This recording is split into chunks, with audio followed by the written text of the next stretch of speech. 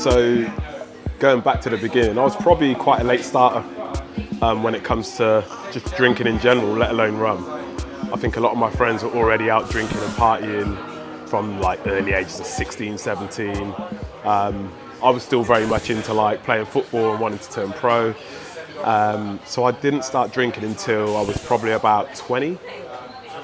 My first rum drink was a Malibu and pineapple, if you could call that a rum drink. But yeah, it's one of those ones where I think throughout my childhood, apparently, according to my mum and the family, when my granddad used to come over to visit the family, as soon as I see it was him like knocking on the door, I used to run to the cupboard and go and get the rum out of the cupboard and bring it to him. Obviously me not knowing it was rum at the time, but knowing exactly what granddad was coming to the house for. And then in my later years, as I started to get into rum, there's always been this moment I've had where it was an Appleton signature. I smelt it, and for the first time, there was this almost like this, I don't know, this travelling back in time moment where I could smell what my granddad used to come round and smell of. Where he used to be playing dominoes at, a place we used to have a pub in Blackbird Leeds where I grew up called the Blackbird. He'd be slamming dominoes in there all night, drinking, and then come to our house. And he'd obviously smell of Appleton, and that's always had that place for me where it's just sent me back in time. And then that kind of started my journey of discovery, really. So from the Malibu and pineapple, I moved to Malibu and Coke, and then rum and Cokes, and then started to buy rum offline and online. And what used to happen is I'd buy the same rum all the time. It'd be Appleton Signature, and then I moved to Eldorado 12 because it was quite sweet. And I guess at that point, anything that's quite sweet on the palate is, an easy entry into any category of spirits. And then I started to really notice that not only was it different countries, but there was different information about how the rum was produced.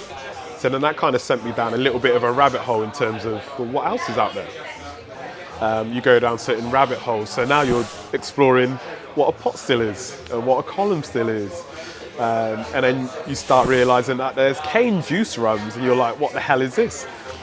You try a cane juice rum, tastes like tequila, and you're like, nah, not for me, because I'm too early in my journey at that point.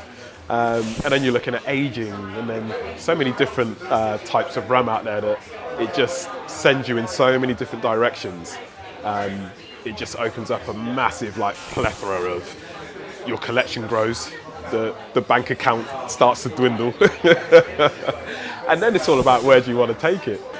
And then as the collection starts to build, things like Instagram starts to come around, and people are blogging and talking about, I guess, gin at the time, a lot of whiskey influences, and my wife actually had a good friend of hers who was a gin blogger.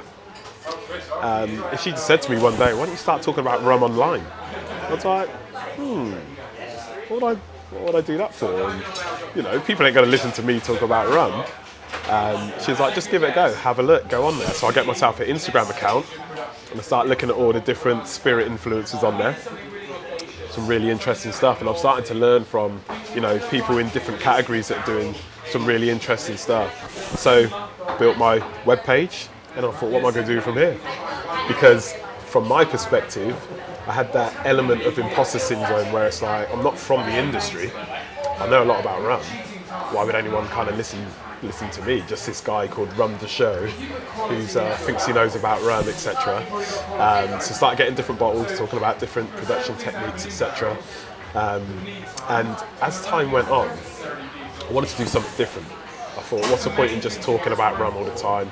I want to actually have people in front of me that I can share rum with and kind of educate in that real kind of conversational aspect of it. So then, again, more imposter syndrome.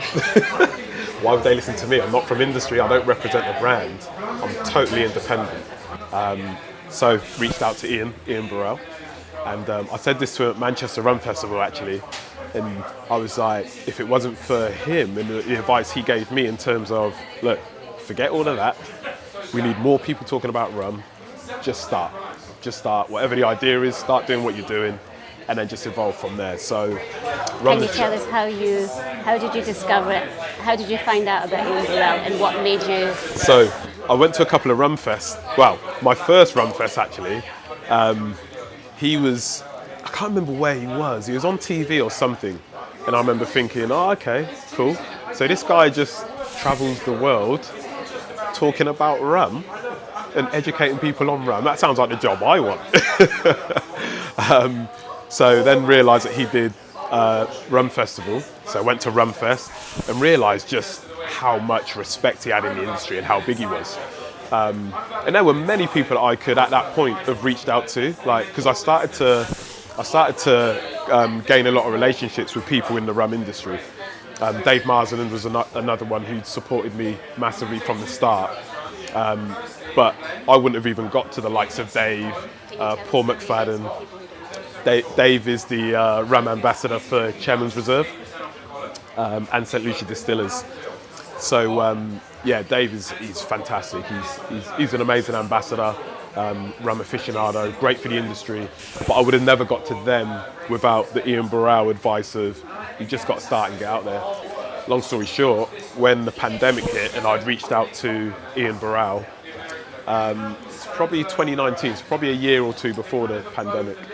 The plan was to start a company called Rum the Show, that I would bring rum from all different countries to your house, and you'll invite people around, and I can take you through a range of rums, help you understand the production techniques, the history, what they're all about, you know, certain GIs, etc.